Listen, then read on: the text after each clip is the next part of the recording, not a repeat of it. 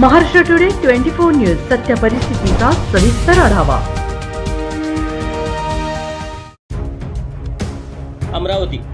अमरावतीत ट्रॅव्हल्समधून प्रतिबंधित एसटीबीटी कपाशी बियाण्याची तस्करी। गुजरातच्या अहमदाबादमधून येत होतं प्रतिबंधित एसटीबीटीचं बियाणं। खरीप हंगाम तोंडावर असताना अमरावती नागपूर राष्ट्रीय महामार्गावर वेलकम पॉइंट चौकामध्ये गुजरातच्या अहमदाबादमधून एका ट्रॅव्हल्समध्ये प्रतिबंधित एसटीबीटी या कपाशी बियाण्याची तस्करी होत आहे। विभागीय कृषी सहाय्यक संचालक विभागाच्या भरारी पथकाने ही कारवाई केली। या ट्रॅव्हल्समध्ये शासन मान्यता नसलेले अनधिकृत एसटीबीटी बियाण्यांच्या एकूण 50 पांढरे कट्टे, प्रति कट्ट्यात 50 पाकिट प्रमाणे 2500 पाकिट व प्रिंटिंग केलेले 4 कट्टे अंदाजित रक्कम रुपये 25 लाख आढळून आले असून सदरचा साठा जप्त करण्यात आला आहे।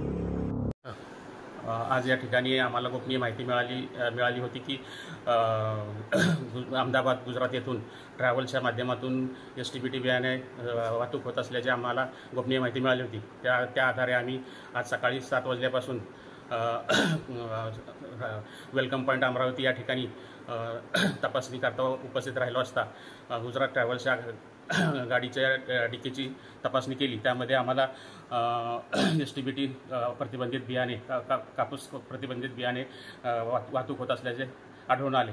अधिक तपास केला असता गाडीमध्ये जवळपास 50 ठिके की 50 कट्टे, एका कट्ट्यामध्ये जवळपास 50 पाकिटे याप्रमाणे 2500 पाकिटे या ठिकाणी आम्ही ताब्यात घेतलेली आहेत।